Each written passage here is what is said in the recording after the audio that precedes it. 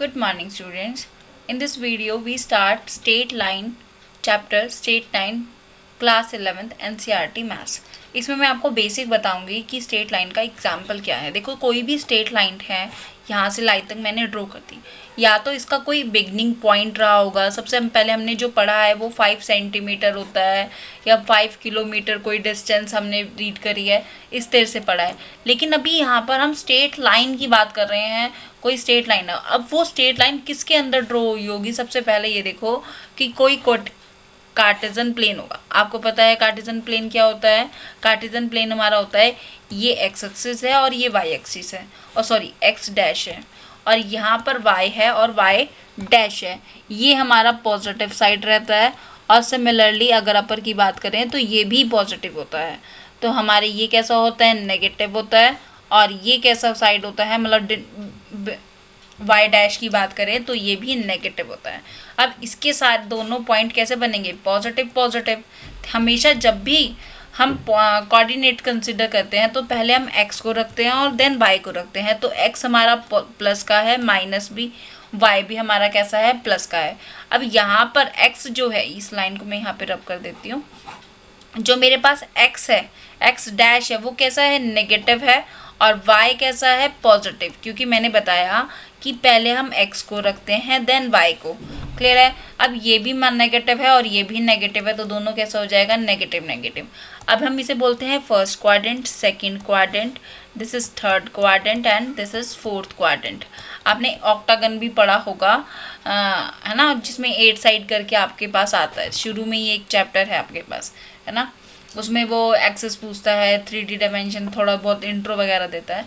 तो फिलहाल हम यहाँ पे 2D डायमेंशन यानी कि स्टेट लाइन की बात कर रहे हैं। अब कोई स्टेट लाइन मैंने यहाँ से लेकर यहाँ तक ड्रॉ करी है, सपोज करो, तो यहाँ पे मेरा क्या पॉइंट रहा होगा? -2, ठीक है, और ये 2, क्योंकि अब अपर साइड है, पहला पॉजिटिव, दूसरा first is negative and second is positive. Similarly अगर मैं यहाँ पे बात करूँ तो मैं सपोज करूँ ये कोई 3 पॉइंट है, ये 1 है और ये 3 है, ठीक है, 1 2 3, और यहाँ पे मेरा 1 और ये 2, माइनस का 1 माइनस का 2। अब जब भी यहाँ पे नंबर लिखोगे ना तो नेगेटिव साइन जरूर लिखोगे। सपोज यहाँ पे मैं कुछ नंबर लिख रही हूँ तो मैं सिर्फ 1 2 3 नहीं लिखूंगी, मैं उसके आगे नेगेटिव साइन भी ज़रूर डिनोट करूँगी, ठीक है। और यहाँ पे मेरा 3 है और ये मेरा 2 है, ठीक है, और ये 2, तो ये लाइन है। अब हमने यहाँ पे पढ़ा था, जो पढ़ा था हमने क्या पढ़ा था कि ये 5 सेंटीमीटर है, ये 6 सेंटीमीटर है। अब इसकी लेंथ कैसे पता चलेगी? सबसे पहले तो आता है इसकी डिस्टेंस। आपने इसकी पोजीशन हमेशा बताई होगी कि ये फर्स्ट क्वाड्रेंट में, ये 8th क्लास में भी आपके पास आया होगा कि कौन से, और 9th में भी जब हम सॉल्यूशन करते थे तब भी बताते थे कि 4th क्वाड्रेंट में, 6th quadrant, you know that. But हमें क्या करनी है? आप इसकी डिस्टेंस फाइंड करनी है। सपोज करो ये ए पॉइंट है और ये बी पॉइंट है, तो ए बी की जो डिस्टेंस का फॉर्मूला होगा वो कैसा होगा? स्क्वायर रूट, ठीक है। ये मैंने कह दिया, ये वाला पॉइंट कौन कौन से, मैंने अभी नहीं कह रही हूँ कि 5 सेंटीमीटर, मैंने यहाँ पे अलग से थोड़ा सा ड्रॉ करती हूँ, ठीक है। यहाँ पे मैंने कोई पॉइंट बताया -2 और 2, और यहाँ पे मैंने बताया 3 और 2, ठीक है। ये x1 है और ये y1, सिमिलरली x2 और y2, ठीक है। हम इसमें डिस्टेंस कैसे फॉर्मूला करेंगे? x2 माइनस x1 का square plus y2 minus y1 का स्क्वायर, ठीक है। ये आपका डिस्टेंस का फॉर्मूला रहेगा। अब कुछ बच्चों को कन्फ्यूजन रहता है कि x2 पहले आता है, x1 बाद में आता है। देखो, कोई फ़र्क नहीं पड़ेगा यहाँ पर। आप और क्या करके और क्या हो सकता है? x1 माइनस x2 का square plus y1 minus y2 का स्क्वायर, फ़र्क कुछ नहीं पड़ेगा। सपोज करो 2 में से 3 गया तो कितना आया, और इसका स्क्वायर किया, -1 का स्क्वायर किया और सोल्व करके क्या आया? 1। अब मैं और क्या करती हूँ? 3 में से 2 को हटाती हूँ और इसका स्क्वायर करती हूँ, 1 का स्क्वायर, तो कितना आया? 1 आया। दोनों का रिजल्ट क्या आ रहा है? सेम आ रहा है। तो आपको ये कन्फ्यूज़न क्रिएट नहीं करना है कि x2 पहले आएगा, x1 बाद में आएगा, इससे कोई फ़र्क नहीं पड़ता। दोनों को सॉल्व करो, माइनस करो और आंसर निकाल देंगे, ठीक है। ये तो हुआ डिस्टेंस बिटवीन 2 पॉइंट। किसका फॉर्मूला हुआ? ये डिस्टेंस बिटवीन 2 पॉइंट्स, ठीक है। 2 पॉइंट्स के बीच में जो डिस्टेंस का फॉर्मूला हुआ, ये आपका पहला फॉर्मूला हो गया, ठीक है, फर्स्ट वन। अब आता है सेकंड, अब भी हम डिस्टेंस की बात करेंगे कि वही डिस्टेंस है मेरे पास, मैंने यहाँ पे आपको क्या नंबर लिया था, -2 और 2 लिया था, और यहाँ पे लिया था 3 और 2। अब सपोज करो कि मैं उसे इक्वल रेशो में बांट देती हूँ, कि मैंने आधा आधा इसे कर दिया, ठीक है, हाफ हाफ कर दिया। अब इसका रेशो नहीं पता, हम आपको रेशो mn के साथ पढ़ाएंगे, ठीक है। रेशो कैसे पढ़ाएंगे, mn की फॉर्म में पढ़ाएंगे कि ये हमारा मतलब पूरी डिस्टेंस सपोज करो हाफ हाफ मैंने सपोज करो कि ये 5 सेंटीमीटर है, तो ये 3 पार्ट है और ये 2 पार्ट है, दोनों मिला के 5 बन रहा है, तो इसका रेशो क्या हो जाएगा 3:2, ठीक है। अगर सपोज करो 15 आ जाती है कोई लेंथ, है ना, या 18 आ जाती है 18, तो 3 रेशो यहाँ पर है और 3 रेशो वहाँ पर है ना। और या सपोज करो 20 आ जाती है, 20 सेंटीमीटर कंसिडर कर लेते हैं, ठीक है। अब दोनों क्या हो जाएगा, यहाँ पर थर्ड पार्ट है, कहने का मतलब है जैसे 100% है, 100% में से 60% किसी और ने ले लिया और 40% किसी और ने ले लिया, तो क्या रेशो बनेगा, 0 से 0 कैंसिल हो जाएगा, 6:4 बनेगा। आप इसे सॉल्व करके क्या लिखोगे, 3:2 लिखोगे। तो उसी फॉर्म में मैंने लिखा है। जब हम किसी लाइन को रेशो में डिवाइड करते हैं तो अब देखो यहाँ पे, अब इस पॉइंट में भी तो कोई ना कोई कोऑर्डिनेट बन रहा होगा। जैसे मैंने यहाँ लाइन ड्रॉ करी, ये जिस भी रेशो में डिवाइड हो रही होगी, भाई यहाँ पे डिस्टेंस ज़्यादा है, 3 है ये डिस्टेंस और ये डिस्टेंस 2 है, तो यहाँ के कोऑर्डिनेट क्या रहे होंगे, यहाँ के कोऑर्डिनेट क्या, एक्स तो कुछ चला ही नहीं, तो 0 और 2, है ना, 0 और 2। तो अब इस रेशो को मैंने m और n में डिवाइड करा है, ठीक है। रेशो से समझ में आया क्या हुआ कि हमने परसेंटेज डिवाइड कर दी। फॉर एग्जांपल आपके पास कोई ज़मीन है, इतने 60% में आपने पोटैटो बॉय को उगाया और एक साइड आपने क्या करा, टमाटो को ग्रो किया, ठीक है। इस तरह से हम परसेंटेज निकालते हैं। अब ये भी दो तरीके से रहेगा, एक इंटरनल और एक एक्सटर्नल। इंटरनल हुआ कि यहाँ पे इन दोनों के बीच का mn रेशो है। अब एक्सटर्नल क्या होगा कि ये कोई लाइन को मैंने इंक्रीज कर दिया, यहाँ पे मेरे पास 3 और 2 का कोऑर्डिनेट्स रहे और ये -2 और 2 के, यहाँ पर कोई रेशो डिवाइड हो रहा है m और n, तो वो क्या होगा, एक्सटर्नल होगा। जब इंटरनल होगा तो उसके कोऑर्डिनेट a b, इसे मैं p कह देती हूँ और इसे मैं q कह देती हूँ। तो p के क्या कोऑर्डिनेट बनेंगे, देखो p के क्या कोऑर्डिनेट बनते हैं, p के हमारे कोऑर्डिनेट होंगे, मैंने सपोज कर लिया इसके कोऑर्डिनेट हैं x और y, ठीक है। p के coordinates x, y is equals to p of क्या होगा, m, इसे कहेंगे x2 y2 और इसे x1 और y1, ठीक है।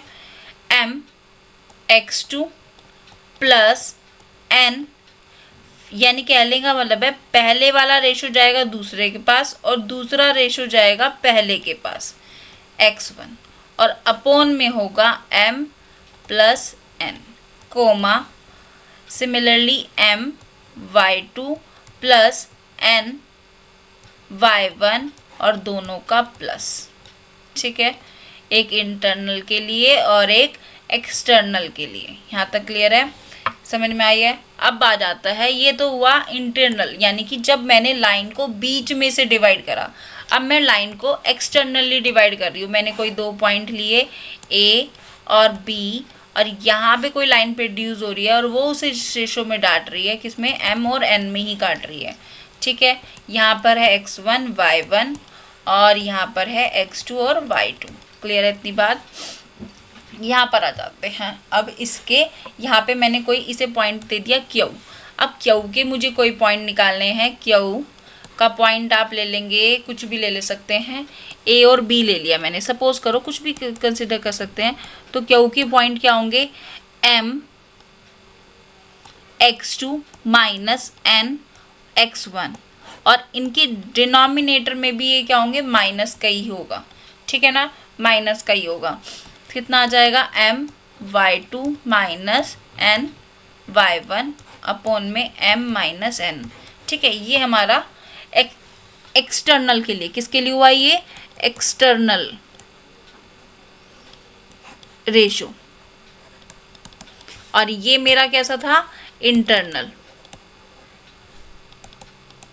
ठीक है ना, इंटरनल रेशो। यहाँ तक समझ में आया। अब इसके बाद आते हैं, ये तो हुआ रेशियो में डिवाइड करना कि मैंने किसी भी लाइन को किसी भी परसेंटेज में डिवाइड कर दिया। अब सपोज करो मेरे पास कोई लाइन है, यही वाली लाइन को हम लेके चलते हैं। अब ये मैंने बताया था 0 और 2 है, ये इसका मिड पॉइंट तो नहीं है ना, क्योंकि लाइन क्या हो रही है, लाइन क्या हो रही है, 3 इधर की तरफ है ना, 2 इधर की तरफ है, तो इसका मिड तो नहीं है ना ये पॉइंट। मिड पॉइंट कैसे निकालते हैं हम, देखो कैसे करेंगे। मिड पॉइंट, ये आपका कंसेप्ट नंबर होगा, पहले हमने डिस्टेंस किया तो 3 और ये 4, ठीक है, नंबर डालते रहेंगे। ये मेरा 3 वाला पार्ट था और ये 2, ठीक है। नाउ थर्ड में, अगर आपके पास ए बी कोई लाइन है x1 और y1, ये a पॉइंट है और ये आपका b पॉइंट है x2 और y2, अगर इसकी मिड पॉइंट की बात करें, है ना, मिड को मैं o कह देती हूँ, मिड पॉइंट, ठीक है। मिड पॉइंट कैसे निकालेंगे, x1 प्लस x2 का हाफ, पहले दोनों कोऑर्डिनेट को ऐड करेंगे और हाफ कर देंगे, क्योंकि मिड कर रहे हैं ना, 2 के बीच में सेंटर निकाल रहे हैं, ठीक है। अगर 3 पॉइंट होता है, यानी कि जैसे ट्रायंगल का आप सेंट्रोइड निकालोगे तो वो 3 से भी डिवाइड करेंगे, फिलहाल 2 से ही चल रहा है। y1 plus y2 divide by 2, तो ये हमारे कोऑर्डिनेट्स हो जाएंगे किसके, o के, ठीक है। o के कोऑर्डिनेट्स मैंने कह दिए x, y, ठीक है। इनके कोऑर्डिनेट्स क्या हो जाएंगे, इन दोनों का ऐड करेंगे, हाफ ऐड करेंगे हाफ, ठीक है। अब आ जाते हैं स्लोप पे। स्लोप का क्या मीनिंग है बेटा, स्लोप का मीनिंग है, ये हमारा 4th पार्ट रहा था, दिस इज 5th। अगर सपोज करो कोई स्टेयर बनी हुई है ना, इस तरह से, क्या इस पे चढ़ना इजी होगा, ये सीढ़ी बिल्कुल खड़ी सीढ़ी हम बोलते हैं ना, जिसे लोकल लैंग्वेज की बात करें। अगर स्लाइडिंग की बात करें तो इस तरह से होता है, और थोड़ा सा स्टेयर्स की बात करें तो वो हमारी थोड़ी सी अबव, ये 60 डिग्री पे, जो नॉर्मली हमारे जो घर होते हैं वो जो उनकी स्टेयर्स होती है वो 60 डिग्री पे बनी रहती हैं, ठीक है।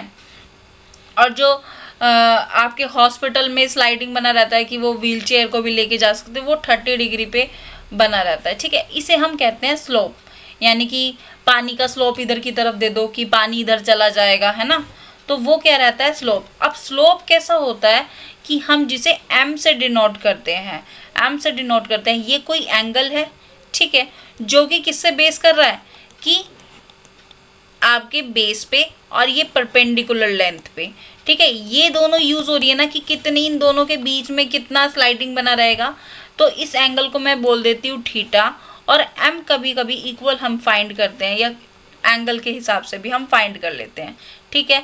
अभी मैं बताऊंगी कि हम पॉइंट से भी फाइंड करते हैं, ये थीटा हो गया, और हम पॉइंट से भी फाइंड करते हैं, जैसे यहाँ पर आ जाएगा x1 y1, और यहाँ के कोऑर्डिनेट हो जाएंगे x2 और y2। तो इनका स्लोप कैसे, 2 पॉइंट्स अगर गिवन है आपको, तो स्लोप कैसे फाइंड करोगे, देखो y वाला ऊपर आता है, ठीक है, y2 माइनस y1 और y2 माइनस y1 और x2 माइनस x1। अब यहाँ पर फिक्स है, y2 y2 रहेगा और y1 y1 रहेगा।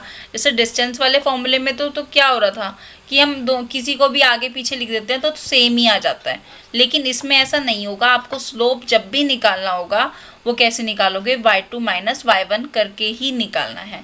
अच्छा, स्लोप की बात करें, अगर मैं बात करूँ, ये कार्टेजन मैंने प्लेन ड्रॉ कर दिया, ठीक है।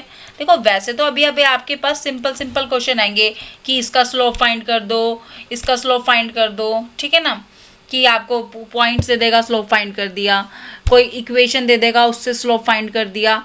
लेकिन अगर एक्चुअल में स्लोप की बात करी जाए तो वो, अगर हम एक्चुअल में अगर फिगर बनाने लगूँ तो ये स्लोप है जो x एक्सिस के साथ एंगल बन रहा है, ठीक है, ये इसका स्लोप होगा। यहाँ पे मैं θ1 कह देती हूँ, तो इस इक्वेशन का स्लोप क्या होगा, tan θ1, ठीक है। अगर मेरे पास कोई लाइन ऐसे है और यूं जा रही है और यहाँ का उसने एंगल दे दिया, तो ये इसका स्लोप वाला एंगल नहीं है, ये इसका स्लोप वाला एंगल नहीं है। स्लोप वाला एंगल कौन सा होगा, दिस वन, ठीक है, ये वाला एंगल जो एक्स एक्सिस के साथ बनाएगा, ठीक है, एक्स एक्सिस के साथ बनाएगा, उसे कहेंगे। अगर हम, मुझे ये सपोज करो ये वाला एंगल गिवन दे दिया, तो मैं इसे टेन अल्फा करके इसे m के इक्वल नहीं बोलूँगी, क्योंकि स्लोप हमारा हमेशा कैसा होता है, एक्स एक्सिस के साथ होता है। अगर वो पर्टिकुलर कंडीशन देता है कि वाई एक्सिस के साथ उसका एंगल बन रहा है, तो हम भी क्या करते हैं कि एक्स एक्सिस के साथ एंगल निकालेंगे। सपोज करो कोई लाइन जा रही है, उसने कह दिया ये लाइन जो कर रही है वो वाई एक्सिस के साथ थीटा एंगल बना 30 डिग्री एंगल बनाती है, तो मैं क्या करूँगी, यहाँ से ये 30 हो जाएगा, वर्टिकल अपोजिट ये 90 है, तो ये मेरा कितना हो जाएगा 60, और ये कितना हो जाएगा 120। तो यहाँ पे लाइन L, अगर मैं इसे नाम दे दूँ L, तो L का स्लोप ऑफ L कितना होगा m is equals to 10 120 degree. ठीक है, 120 डिग्री। यहाँ तक क्लियर है, कुछ भी हाइड नहीं हो रहा है, ठीक है ना। चलिए, स्लोप का मीनिंग समझ में आया क्या होता है। स्लोप हमेशा एक्स एक्सिस के साथ बनेगा, और इसके दो फॉर्मूले मैंने आपको बता दिए। एक बार मैं फिर से लिख देती हूँ इसे, कि स्लोप का फॉर्मूला, फिफ्थ वाले का फॉर्मूला, स्लोप क्या होता है, एक कार्टेशियन प्लेन है, इस फॉर्म को मैंने कंसीडर किया, या ये मेरा थीटा एंगल रहा, तो मेरा स्लोप क्या हो जाएगा L, इसका नाम दे दिया स्लोप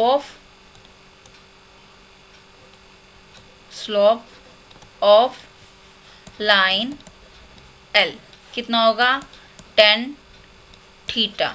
और क्या हो सकता है, और हो सकता है m किसके इक्वल होगा, अगर इसके कोई पॉइंट दे दिए यहाँ पर x1 y1, और यहाँ पे मैंने पॉइंट दे दिए y2 और सॉरी x2 और y2। ठीक है, आप 2 में से, यहाँ 2 में से 1 को सब्ट्रैक्ट करो, या 1 में से 2 को सब्ट्रैक्ट करो। अगर आप नीचे ऊपर ये वाली फॉर्म यूज़ कर रहे हो, तो नीचे भी आप यही वाली फॉर्म यूज़ करोगे। ठीक है, पर जनरली फॉर्मूला हम यही लिखते हैं, y2 minus y1 x2 minus x1।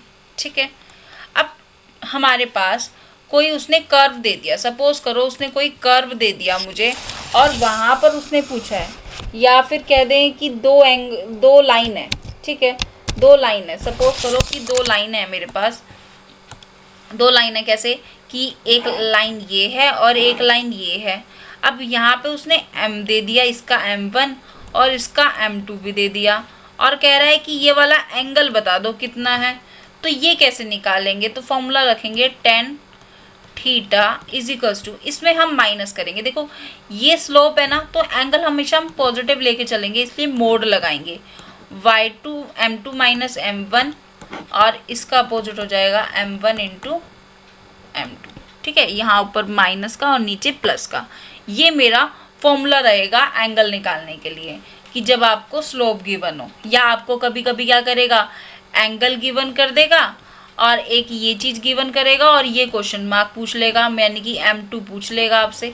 ठीक है, वो हम क्वेश्चन के साथ लर्न करेंगे। और आपको पता भी है, जब तीन चीज़ें गिवन हो, तो मतलब तीन चीज़ें गिवन है फॉर्मूले में, तो दो सॉल्व कर, दो गिवन कर देगा, तीसरी पूछ लेगा, तो वो आपको वैसे देखना है। ठीक है, अब आता है 8th नंबर पर।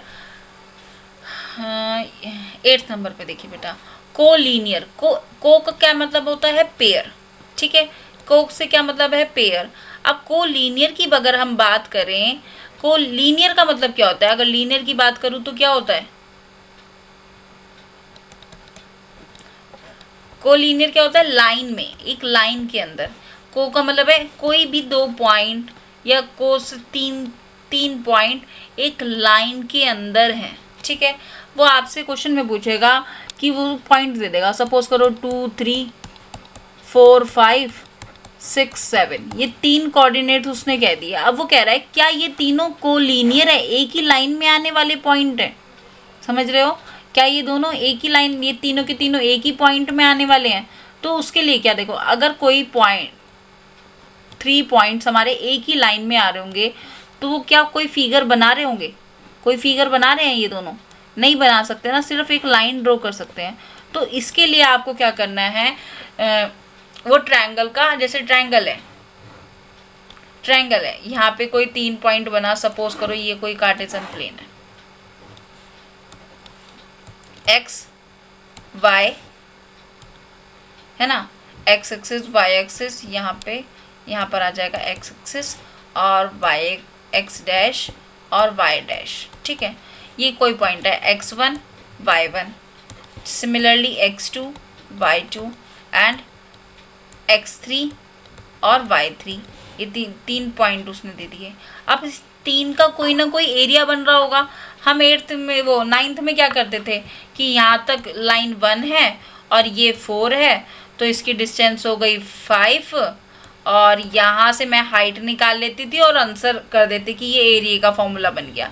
अब अगर आपको कोऑर्डिनेट्स में वो पॉइंट दे दे, कोऑर्डिनेट्स में क्या दे दे, पॉइंट्स दे दे, तो हमें क्या करना है, उसका एरिया का फॉर्मूला होता है, ठीक है।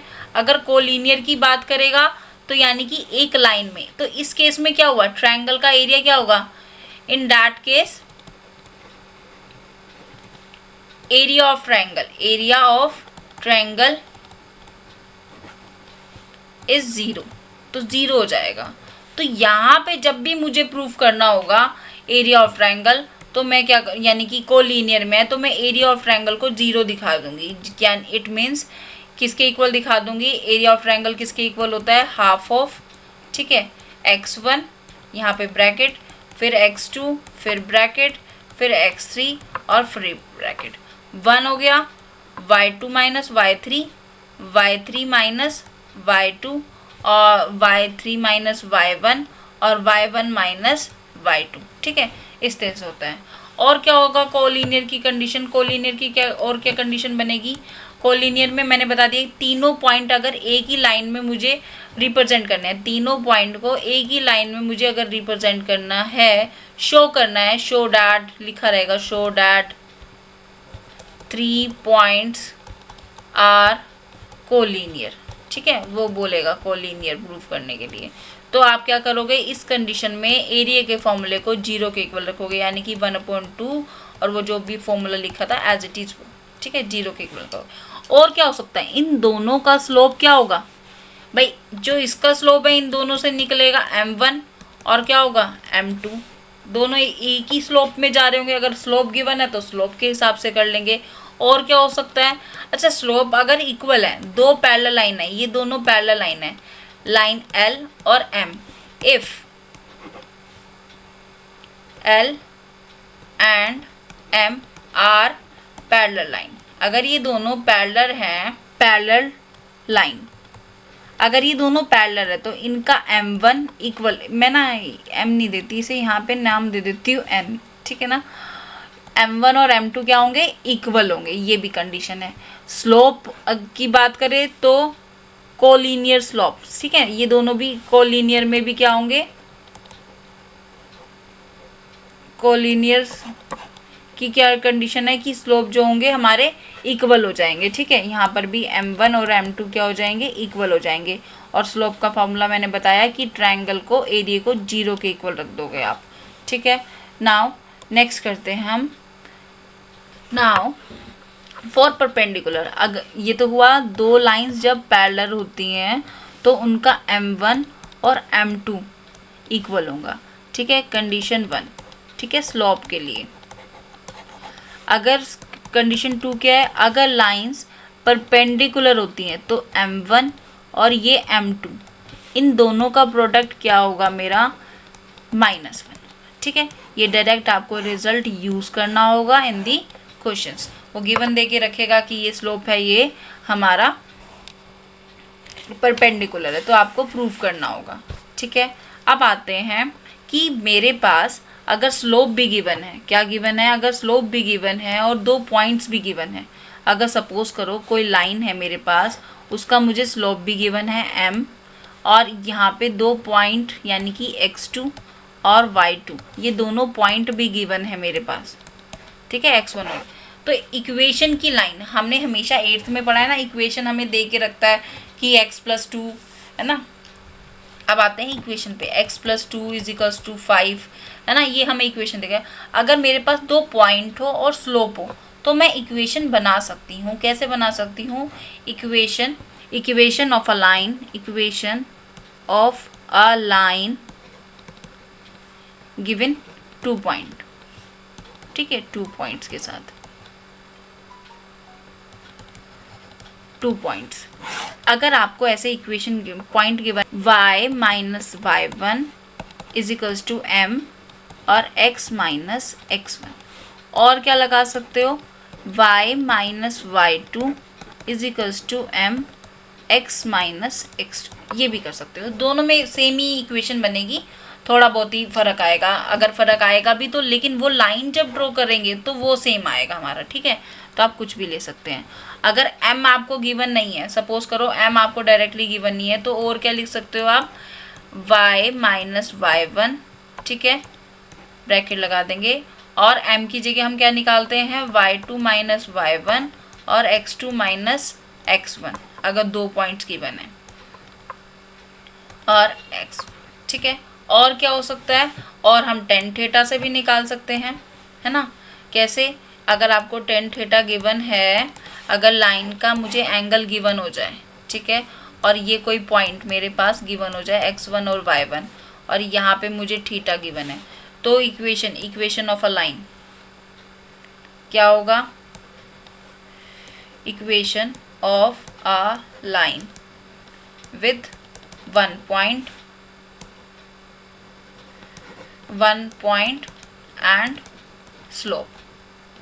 भाई 2 चीज़ें तो गिवन है आपको, स्लोप गिवन है और 1 पॉइंट, तो भी आप कैसे निकालोगे, y1 minus y1 is equals to tan theta into x minus x1, ठीक है। ये भी आपके पास एक फॉर्मूला होगा। यहाँ तक क्लियर है, बहुत ही अच्छा चलेगा, और ये बेसिक ज़रूर जिसने देखा होगा उसे ही आगे की एक्सरसाइज जो है अच्छे से समझ में आने वाली हैं, ठीक है। क्लियर है, मज़ा आ रहा है, थोड़ा सा नई नई चीज़ें हैं इसमें। अभी तो हम यही पढ़ रहे हैं, सिंपल एक स्ट्रेट लाइन के बारे में पढ़ रहे हैं, हमारे पास आगे पेयर ऑफ इक्वेशन भी आता है, ठीक है। बहुत इजी है, बहुत इजी, क्लियर है। अब तुम एक काम करना, अपने घर पे ना छत की और उसकी ऊंचाई देखने लगना कि यह कितनी ऊंचाई बैठ रही है, कितने स्लोप के साथ में स्टेयर्स बनी हुई हैं, या कोई बिल्डिंग है, या फिर कोई एरोप्लेन किस स्लोप के साथ कौन से एंगल पे लैंड करता है। ये सारी चीज़ें आप इजीली फाइंड कर सकते हो अगर आपको कोऑर्डिनेट्स गिवन है, या आप कोऑर्डिनेट्स फाइंड कर लेते हो अपनी नॉलेज से। चलिए अब आ जाते हैं नॉर्मल, और इतना हो गया यहाँ पर। फिलहाल के लिए हम इतना ही करते हैं, ठीक है ना, डन, इतना डन करते हैं। फिर अब नेक्स्ट हम जो रह गए हैं कुछ टॉपिक छोटे छोटे से डिस्टेंस निकालना, वो मैं आपको नेक्स्ट वीडियो में बताऊंगी, ओके। अभी के लिए काफ़ी हो गई है, okay class, thank you, have a nice day, bye bye.